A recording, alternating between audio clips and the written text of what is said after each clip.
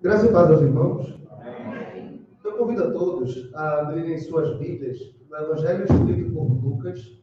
Leremos o capítulo 14, dos versos 25 a 33. Evangelho de Lucas, capítulo 14. Leremos dos versos 25 até o 33.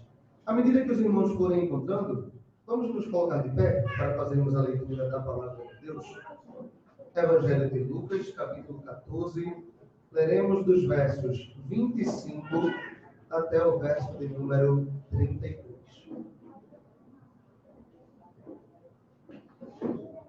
A palavra de Deus diz assim: Grandes multidões o acompanhavam, e ele, voltando-se, lhes disse: Se alguém vem a mim e não aborrece a seu pai e mãe, e mulher e filhos e irmãos e irmãs, e ainda a sua própria vida, não pode ser o meu discípulo. E qualquer que não tomar a sua cruz e vier após mim, não pode ser o meu discípulo. Pois qual de vós, pretendendo construir uma torre, não se assenta primeiro para calcular a despesa e verificar se tem os meios para concluir? Para não suceder que, tendo lançado os alicerces e não a podendo acabar, todos os que virem zombem dele, dizendo: Este homem começou a construir e não pôde acabar. Ou qual é o rei que, indo para combater outro rei, não se assenta primeiro para calcular se, com 10.000 homens, poderá enfrentar o que vem contra ele com 20.000? Caso contrário, estando o outro ainda longe, envia-lhe uma embaixada, pedindo condição de paz. Assim, pois, todo aquele que dentre vós não renuncia a tudo quanto tem, não pode ser meu discípulo. Vamos ler juntos o verso de número 33? Todos juntos? Assim, pois todo aquele que dentre vós não renuncia a tudo quanto tem, não pode ser o meu discípulo. Vamos curvar nossas cabeças e fazer uma breve oração. Santo Deus, graças te damos por mais um domingo, Pai. Mais um culto público onde tu convoca a tua igreja e ela se faz presente para te adorar. Obrigado porque, por meio dos louvores, tu falaste conosco. Por meio das orações, sabemos que fomos ouvidos, Pai. Obrigado porque podemos te adorar com nossos dízimos e ofertas. Fala conosco agora pela tua palavra, Senhor. Que nosso coração seja um terreno fértil, que nossa mente esteja cativa, que teu Espírito Santo ilumine o nosso entendimento. Nos ajuda, nos fortalece, nos amadurece pela palavra. É o que eu te peço em Cristo Jesus. Amém. Os irmãos podem sentar. Deixe sua Bíblia aberta e nós iremos meditar aí nos próximos minutos sobre o texto do Felipe. Irmãos, se eu fizesse uma pesquisa e perguntasse a vocês, e até expandisse o público e perguntasse pelo bairro, cidade, até no país, qual foi a situação mais desastrosa da humanidade? Qual foi a época, qual foi o caso, qual foi o evento histórico que mais trouxe caos, maldade, morte e destruição para a humanidade? Teríamos várias respostas. Alguns diriam que a pandemia de Covid-19 foi algo devastador na humanidade. Outros diriam que a pandemia de peste negra na Idade Média foi devastador, maior até do que a atual. Muitos diriam, sem dúvidas, que a Segunda Guerra Mundial foi um dos caos maiores que aconteceram na humanidade. Um dos eventos mais tenebrosos, onde homens ditadores se levantaram, guerrearam e disputaram pelo terreno das pessoas, deixando dezenas de milhares de mortos no seu caminho. A Segunda Guerra se iniciou no ano de 1939, com dois ditadores muito grandes que disputavam entre si. Principalmente, a gente fala do Hitler e do Stalin, com o nazismo e o comunismo se enfrentando. É interessante que, por um período, esses dois ditadores fizeram uma aliança. Eles ficaram juntos e fizeram um acordo de paz. Disseram, não vamos atacar um ao outro, vamos ficar cada um no seu lugarzinho, a gente conquista de um lado, vocês conquistam do outro e está todo mundo feliz. Mas a ganância do homem ela é muito maior do que qualquer tratado de paz. Em 1941, Hitler, querendo ganhar mais recursos, combustível, alimento, dinheiro, ele decide invadir o seu inimigo. Hitler pensa, vou mandar as minhas tropas para a União Soviética, dominarei aquele país e estarei mais perto de dominar o mundo. Hitler invade aquele território e ele ganha cidades importantes como Kiev, Moscou, Leningrado, até que ele chega numa cidade que era o coração da União Soviética. A cidade era o Stalingrado. Hitler sempre fez os seus cálculos para invadir um terreno e dominá-lo em semanas. Ele era um homem mau, ele não tinha moral. Ele matava quem tivesse de matar, raptava quem tivesse de raptar. E em semanas ele destruía aquele local e o dominava. Porém, quando chegou em Stalingrado, ele notou uma luta maior do que ele percebeu. Os cálculos de Hitler estavam errados. Ele achou que com aqueles alimentos, com aquele combustível, com aquele exército, ele iria vencer. A luta, que duraria semanas, acabou virando meses. E com os meses, chegou um aliado muito forte na guerra, que não era nenhum exército, nem humano. Era o inverno. O inverno chegou, como diz a famosa série Game of Thrones, e o Hitler não estava preparado para isso. O cálculo de custos dele não estava preparado para isso. Um erro de conta, um erro de despesa, fez com que o Hitler perdesse uma das principais batalhas da Segunda Guerra e, consequentemente, decretou o início do fim da Segunda Guerra Mundial. Irmãos, parece um evento muito distante de nós, mas a nossa vida ela é regada com cálculos de custo. A gente diariamente está calculando qual é o menor custo que nós podemos ter. Vamos ao mercado e nós procuramos as marcas onde o custo é menor. A gente vai sair por aí e pensa, vou de ônibus ou de Uber? Estou com o meu notebook? Vou de Uber, porque o custo da perda vai ser muito grande. A gente pensa em ter um emprego ou não e analisa propostas sempre baseando-se em custos. E, na maioria das vezes, quando a gente não analisa os custos, a gente faz a decisão errada. Quando a gente age no emocional, no impulso, e sem analisar, geralmente a gente não faz a coisa certa. Jesus aqui caminhava com a multidão. A multidão estava ao redor dele. E a multidão, depois de ver todos os milagres que Jesus fez, eles tinham algo em mente. Jesus caminha para estabelecer o seu reino. Jesus caminha para estabelecer o seu império. E era verdade. O reino de Jesus seria inaugurado com sua vinda e morte. Mas eles não pensavam nisso. Eles achavam que o início do reino seria algo glorioso e terreno. A multidão andava com Jesus, mas a multidão não sabia para onde Jesus estava andando. A multidão estava ao seu redor, mas a multidão era leiga quanto ao fim de Jesus. A multidão queria ser discípulo, mas a multidão não sabia o custo de ser discípulo de Jesus. Olhando para isso, Jesus olha para aquela multidão e diz, eu vou ensinar a vocês uma coisa. Vocês estão caminhando comigo. Vocês querem os meus milagres. Vocês querem a minha multiplicação de pães e peixes. Vocês querem o meu recurso, o meu refrigério, as minhas boas novas. Mas vocês não sabem o custo de caminhar comigo. Vocês não sabem o quão penoso será para vocês mesmos estarem ao meu lado. Não é diferente da igreja de hoje. Aquela multidão em nada se difere de nós. Quantos de nós estamos na igreja com falsas promessas e o maior culpado por isso são os pastores e líderes que pregam as falsas promessas? Quantas pessoas vêm atrás de Jesus e dizem se converter a cada domingo sem saber o custo da caminhada de Jesus? Mas, João, que custo é esse? A mensagem pregada é que a salvação é de graça. A salvação foi dada por meio da graça e não tem custo nenhum para nós. De fato, a salvação lhe foi dada de graça, mas o processo após a salvação custará toda a sua vida. Até o último centavo de sua energia será gasto nesse processo póstumo à salvação. A multidão andava com Jesus e não sabia o custo. E Jesus decide ensiná-los. Olha para o texto comigo. A partir do verso 25, o texto inicia assim. Grandes multidões o acompanhavam e ele, voltando-se, lhes disse. Olhou para a multidão e falou. A partir daqui, Jesus vai dar vários tópicos sobre qual é o preço de andar com ele. O que é que vocês perdem andando comigo?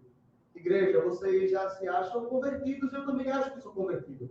Todos nós já achamos que estamos na caminhada. Não dá para voltar atrás. Se você ainda não sabe o custo, hoje é importante que a gente saiba o que custa para nós estar com Cristo.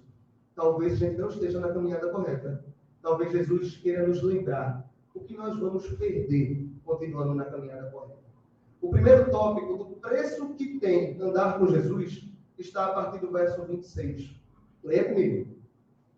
Se alguém vem a mim e não aborrece a seu pai e sua mãe, e mulher, e filhos, e irmãos e irmãs, e ainda a sua própria vida, não pode ser o meu discípulo. O primeiro preço, o primeiro custo que Jesus cobra de você é a exclusividade. Quando você decide caminhar com Cristo, quando Ele lhe chama e você bota o pé nessa caminhada e a mão no arado, a primeira coisa que lhe é pedida é a exclusividade. A gente leu a lei no Êxodo 20 e Deus diz assim, olha, eu sou o Senhor teu Deus, que te tirei da terra do Egito, da casa da servidão, não terás outros deuses diante de mim. Jesus olha para aquela multidão e diz, vocês acham que é fácil andar comigo? Vocês acham que eu estou indo para um lugar de glória e de exaltação terrena? Pois saibam que se vocês amam seus pais, suas mães, suas esposas, seus filhos, mais do que a mim, vocês não são dignos de serem meus discípulos. A palavra diz, aborrece. João, eu tenho que odiar meus familiares, aborrecer meu pai e mãe, deixar minha esposa de lado para seguir a Jesus? O texto original não quer dizer bem isso. A ideia de aborrecer é, vocês não podem amar isso mais do que a mim. Se você ama a sua esposa mais do que Deus, você não é discípulo de Deus. Provavelmente você é discípulo da sua esposa. Se você ama mais os seus pais do que a Cristo, você não é um discípulo de Cristo. Com certeza um discípulo de seus pais.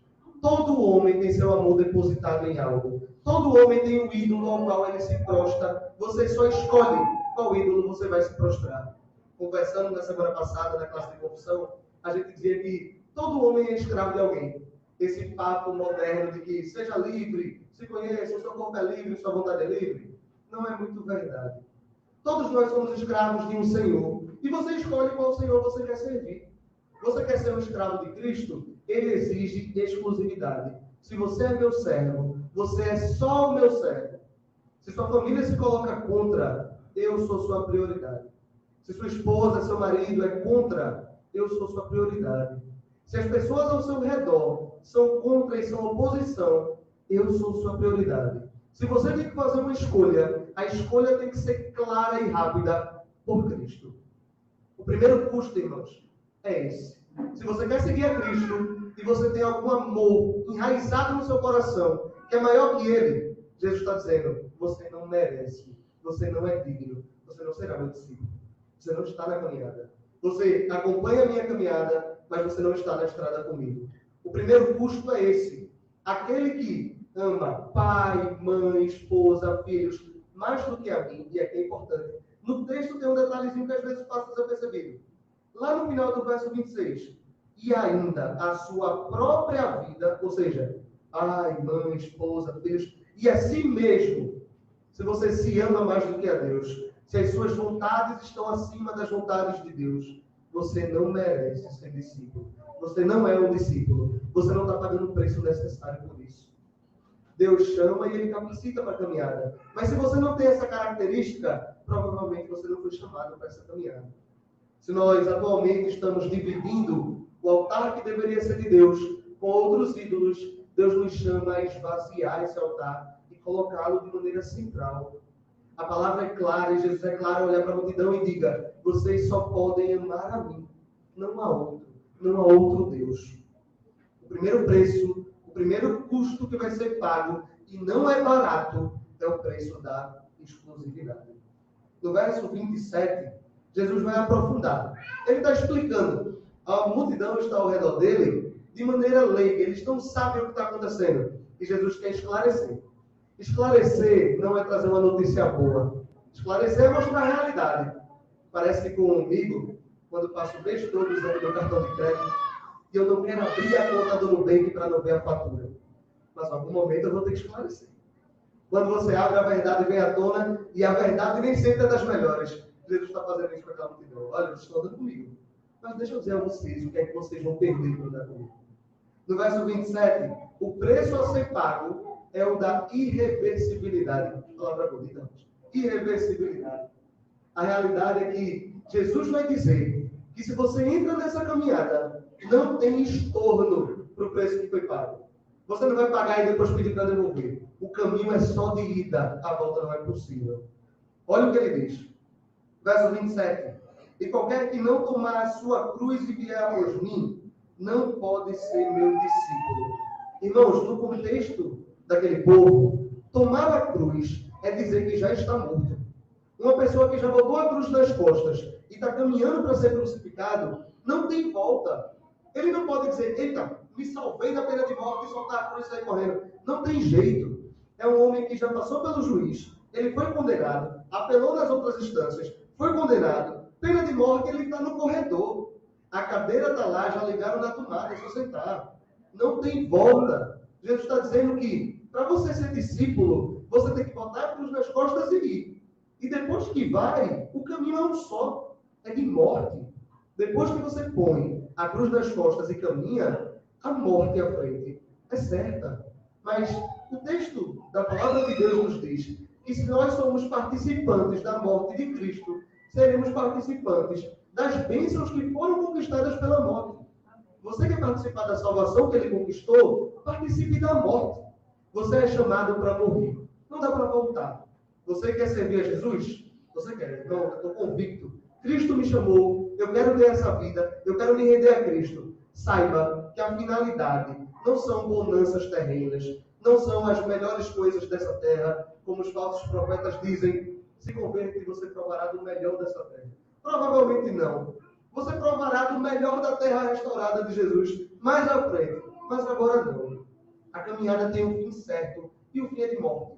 Depois que você bota a cruz nas costas, não dá para voltar. Se você está andando do lado, mas você não pegou sua sentença junto dele, você não é discípulo. Não dá. A Bíblia diz que aquele que põe a mão ao arado, ele não pode largar e voltar e deixar fora aquele trabalho. A palavra de Deus, Jesus está dizendo para a multidão a segunda coisa. Primeiro, eu quero que vocês me tenham como o único Deus. Vocês querem ser meu discípulo? Eu serei o único mestre de vocês. Segundo, querem entrar no meu discipulado? Amém. Só tem matrícula. Não tem exclusão. Não dá para pedir para sair, não dá para pagar e pedir estorno. O caminho é só de ida. João, mas nas igrejas, nós vemos tanta gente que entrou, participou, ceiou, participou da mesa, fez profissão de fé, se batizou e saiu. Essas pessoas não se enquadram no que Jesus diz. A realidade é que essas pessoas nunca entraram no caminho. Eles nunca entraram na caminhada com Cristo. Eles não morreram de verdade. Por mais que parecia estar morto, mas não estavam. Eles voltaram, porque eles nunca pisaram no caminho.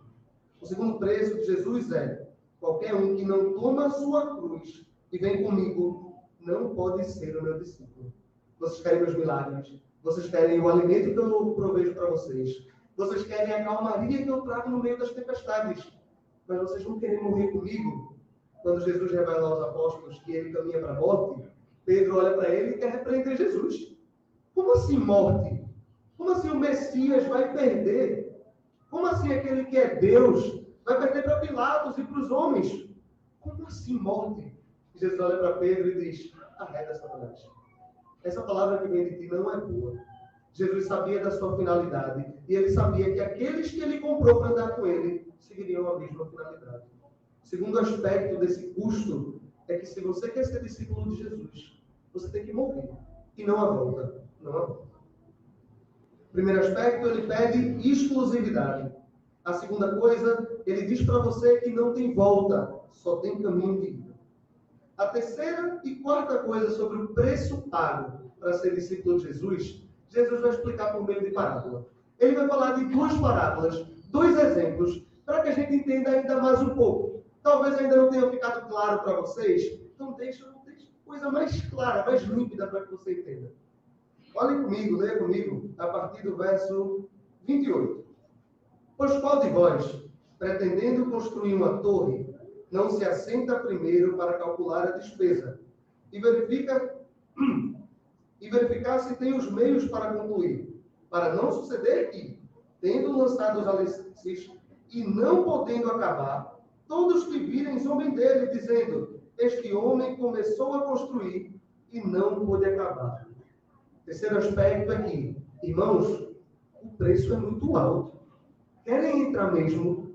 Jesus está dizendo assim, analise antes. É engraçado que nas igrejas brasileiras, a gente está no domingo por volta das 7h30 da noite, 7h40, você vai em milhares de igrejas no Brasil e vão ter pessoas pregando o Evangelho.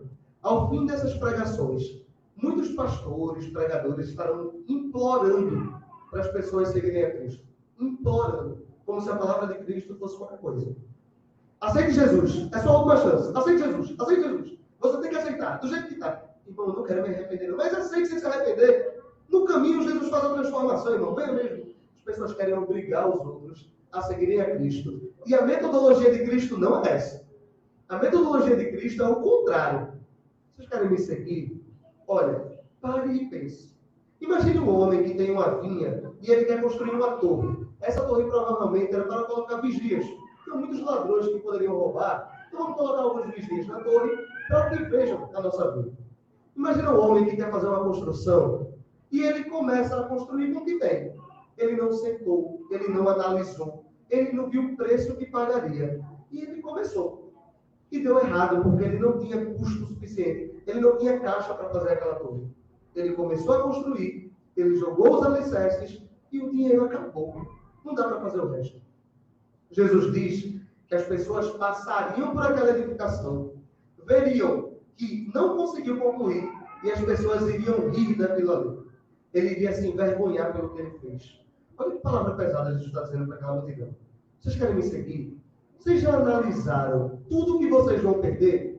Vocês vão querer dizer que são meus discípulos e começar uma caminhada comigo e andar ao meu lado e dizer que crê no que eu falo e me chamar de mestre, mas lá na frente vocês vão me abandonar? Engraçado que abandonaram, né? Na cruz, a gente vê 3 ou 4 pessoas ali vendo Jesus ser crucificado, enquanto os demais fugiram.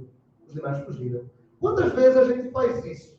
Diariamente a gente faz isso. E graças a Deus, porque tem perdão para nós. Graças a Deus.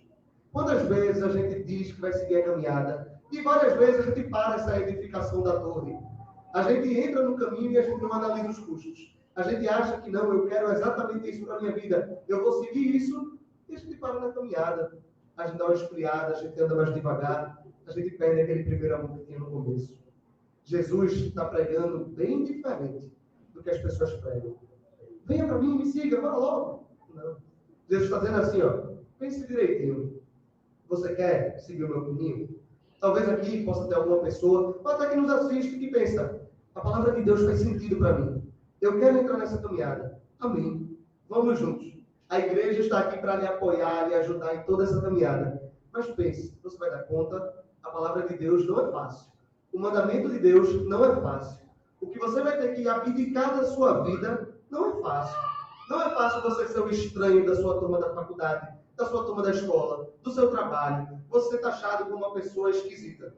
Eu sempre fui taxado como esquisito em muito lugar. Na universidade mesmo era muito comum. Era engraçado que tinha um certo horário, geralmente antes do almoço, que o pessoal se juntava para consumir da erva do campo. Os irmãos entenderam o que eu estou falando. Aí, no começo da faculdade, a pessoa dizia, João, vai querer ir ali? Eu dizia, não gosto não. João, depois de um tempo, ele se acostumaram a não ir. Aí dizia, não chama João não, porque João é cidadão de bem. Eu chamava de cidadão de bem. Outra vez eu estava no trabalho, e alguns professores conversando, aí estava um falando com o outro sobre alguma mulher, dizendo, olha que mulher linda, maravilhosa, só que com palavras de baixo calão, que eu não vou pronunciar. Nessa hora, ela, e aí, João, tu queria, não sei o que.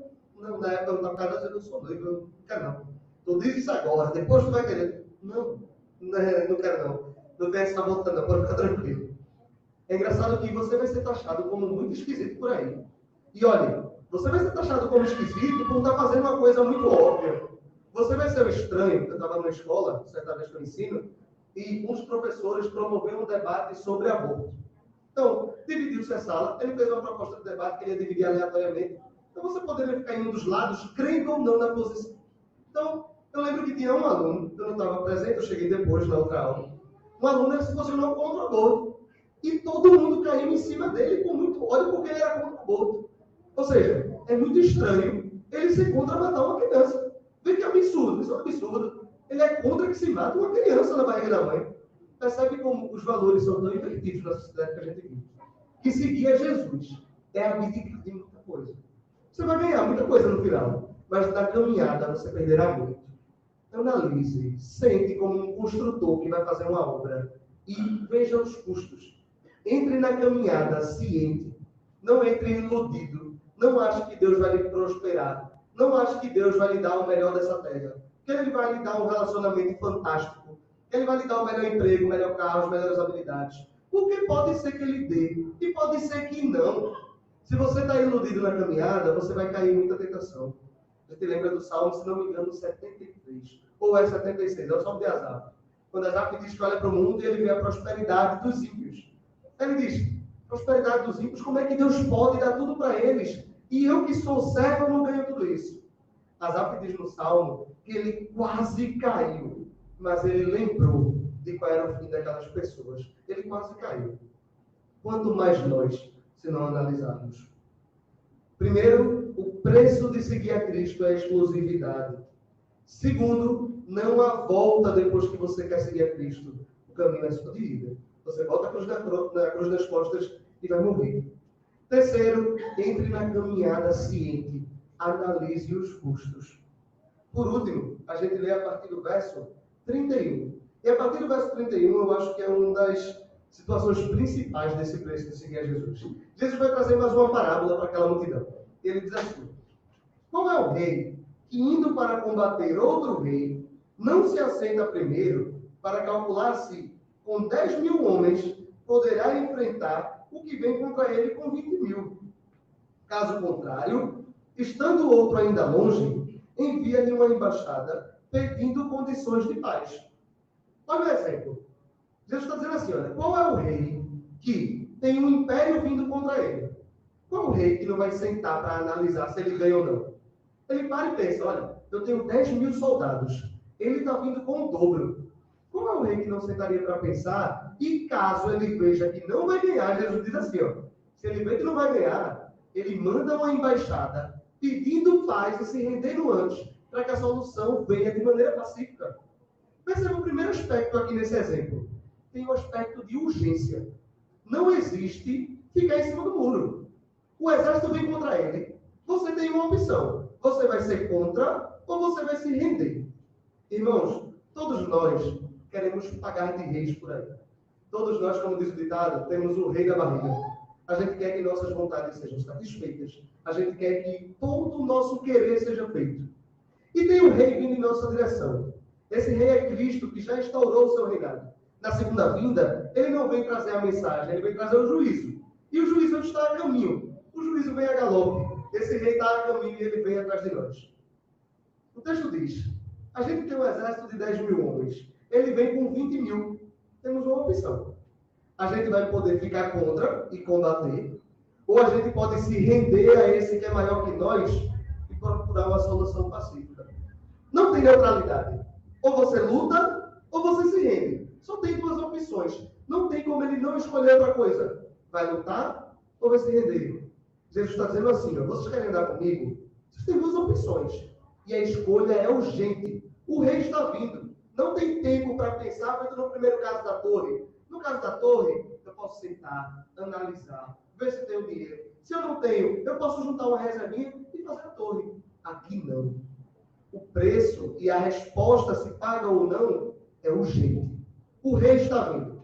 O exército está às portas. Você tem duas opções. Você se rende e aceita que aquele que vem é maior do que você, ou você luta contra e provavelmente você perderá. O preço do discipulado é muito grande. Vocês podem, olha o custo. Você pode achar que é melhor e tentar ganhar. Você não vai. Você não vai. Ele vem com o dobro. Usando números mais reais, Cristo é infinitamente mais poderoso e maior do que todos nós. Ou a gente pode se render a esse rei que é maior, mais poderoso, mais glorioso e que tem muito mais poder e exército do que nós. A gente pode se render e aceitar ser submisso a ele. A gente pode se colocar numa condição de escravo desse que é maior. Mas a decisão ela é urgente. O chamado aqui é urgente. Deus está dizendo, olha, o rei está às portas, o exército está chegando, e ou você se rende, ou você escolhe continuar aí nesse estado de morte. É quase o caminho da pena de morte. O que faremos? O que faremos? Iremos nos render e aceitar aquele que é maior que nós, tendo ciência dos custos, do preço, da abnegação, da exclusividade, de que não tem volta, iremos nos render a ele? Ou a gente vai querer lutar? Se a gente quiser lutar, não tem problema. Perceba que não há neutralidade e é urgente. E é urgente. Irmãos, a parte boa da mensagem é que esse rei que vem contra nós com juízo, ele é o rei que nos ama e quer nos salvar. É o rei que entregou sua vida na cruz. E mesmo sendo Deus, não julgou por usurpação ser igual a Deus. Antes se fez como um homem, como um de nós. Esse rei não julgou que isso seria o perfeito, mas se fez homem. Caminhou entre nós, teve uma vida perfeita e se entregou para que a gente possa se render e viver com ele. Esse rei que vem contra nós não nos pegará como escravos de maneira ruim, como você pensa. No ruim da palavra que ela tem no sentido atual. Esse rei não quer nos fazer só de escravos, mas ele quer nos colocar em sua mesa. Nós que éramos seus inimigos, ele quer nos fazer filhos, ele quer nos adotar. Ele quer nos colocar em sua herança e ele quer que a gente participe de todas as bênçãos do seu reino. O preço é caro, mas a recompensa é muito alta. Pensando nisso, existe um filósofo que muitos irmãos conhecem, chamado de Pascal, e dentro da filosofia, sempre foi muito argumentada um debate chamado de aposta de Pascal. É dito que Pascal, em um debate com um ateu, ele se colocou a pensar nos custos. Imagina que está Pascal debatendo com um ateu e ele parou para pensar: qual é o custo de eu me render a Deus? Qual é o custo? E Pascal disse o seguinte: eu creio em Deus. Se Deus existir, a bênção que eu recebo, o bem que eu recebo é infinito. Concorda comigo? Se eu creio em Deus e vivo para Ele, e Deus de fato existe, eu ganhei tudo. Estarei com Ele. Se eu creio em Deus e Deus não existe, eu tenho uma perda. Mas é uma perda finita, não é uma perda infinita. Morreu, acabou. Agora pense do outro lado. Eu não quero viver para Deus, eu não creio nele, quero que ele não exista. Mas eu morro e descubro que Deus existe. O custo dessa escolha é muito alto. O prejuízo é muito alto. Se eu acho que Deus não existe, e ele existe, e eu não me subordinei a ele, a perda é infinita. Se por acaso ele não exista, eu também não ganhei muita coisa. Pascal, argumentando sobre o cálculo de custo, ele diz isso há muito tempo atrás, se não me engano, por volta do século XVII. Ele diz: olha, pensando logicamente, o preço vai ser muito mais alto se você não se render a esse Deus. O custo-benefício é muito maior se eu me devoto, se eu vivo fielmente a Deus. Irmãos, ser discípulo de Cristo não é uma tarefa fácil. Botar na bio do Instagram que é cristão, ou cristão reformado. O pessoal bota cristão reformado que dá o ar de mais tempo. Cristão reformado. Fazer isso na bio do seu Instagram não lhe torna salvo. Andar com a roupa específica não faz você ser salvo. Você tem uma conduta religiosa, dominical e semanal, não faz de você um discípulo. Você falar como um crente não faz de você um discípulo. Fazer de você um discípulo é entrar na caminhada que Jesus falou para essa multidão. Talvez muitos de nós sejamos essa multidão. Talvez a gente entrou aqui sem saber o que era pregado. Talvez a gente entrou nessa vida sem saber o que era essa vida. Mas essa vida é o seguinte: exclusividade, abnegação, morte, não tem retorno, urgência de escolha, não há neutralidade. Devemos analisar. Mas, João, isso é muito ruim, isso é muito pesado. Mas a promessa póstuma é maravilhosa. A promessa posterior é incalculável. Sempre que, muitas vezes, na minha caminhada da fé, muitas vezes, eu tive muitas perguntas e questionamentos. Eu já tive a minha fé abalada diversas vezes. E até hoje é mentiroso aquele que diz que não tem nenhum questionamento. É natural você ter um questionamento. É natural você desanimar na caminhada. É natural você esquecer do porquê você vive essa vida. Por que a gente vive essa vida?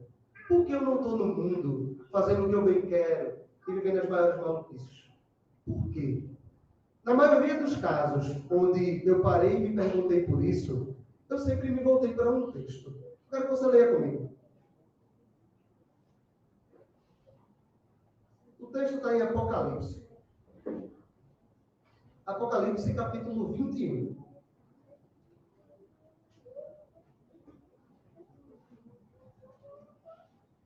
Geralmente eu me volto para esse texto. João, esse custo é muito alto. Por que eu vou ter que pagar esse custo? Por que não viver de maneira mais branda? Por que não está no mundo sem ter toda essa regra sobre mim? Por quê? O porquê está no final. A promessa, ela é final. A abnegação presente, ela não é nada se comparada com a promessa futura. A promessa futura é o que a gente encontra em Apocalipse 21. João, ao ter revelação da ilha de Patmos, no fim do seu livro ele escreve isso.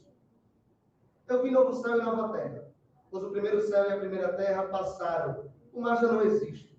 Vi também a cidade santa, a nova Jerusalém, que descia do céu da parte de Deus, ataviada como uma noiva adornada para o seu esposo.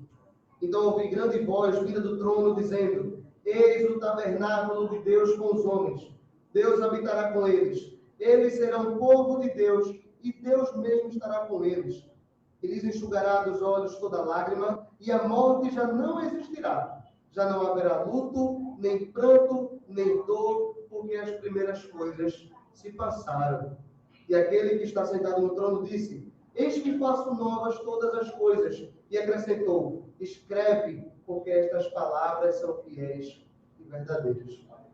Quando você achar que o seu caminho é muito pesado, quando você achar que a estrada é muito árdua, quando você achar que o preço que está sendo pago, ele é muito relevante na sua vida, lembre do que está no verso 4.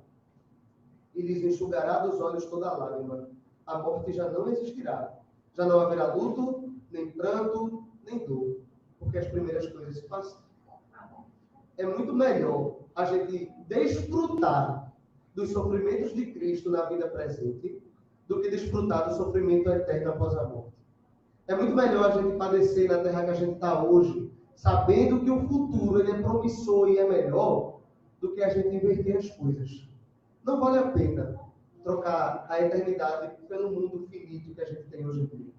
Irmãos, vivam a vida do Evangelho, cientes do preço a ser pago. Se orgulhem do preço que deve ser pago. Fiquem felizes pelo preço que é pago. Se alegrem quando irmãos são mortos por causa do Evangelho. E se por acaso nós tivermos a honra de um dia morrer pelo Evangelho, se alegre mais ainda. Eu lembro-me de um missionário, não lembro de qual é o nome dele, mas em um de seus escritos, já perto da morte, ele orava e dizia: que grande alegria, o Senhor me dará a honra de ser um dos mártires dele. Qual grande preço ele cobra de nós, mas qual grande recompensa ele nos dá. Que a gente consiga continuar essa caminhada e que ele nos dê força para chegar até o final. Amém? Vamos orar? Senhor Deus, nos colocamos diante de Ti, reconhecendo, Pai, que nós não temos capacidade, Senhor. Reconhecemos que o preço que Tu pede de nós é muito alto. A perfeição, a santidade, a vida íntegra que Tu nos pede é muito difícil, Senhor. Nos ajuda, nos auxilia. Que Teu Espírito, dia após dia, nos deixe mais firme na caminhada. Pai, não deixe que nós caiamos dessa caminhada, Pai. Cada dia mais confirme em nosso coração a certeza da salvação. Que nós tenhamos convicção da fé que Tu colocou em nós. Nos ajuda, nos fortalece. Ajuda aquele irmão que está passando por uma crise em sua fé. Ajuda aquela família que está passando por dificuldade. Ajuda aquele casal que está envolto em brigas. Ajuda aquele jovem que padece em tentações. Que o Senhor possa mostrar para cada um que o preço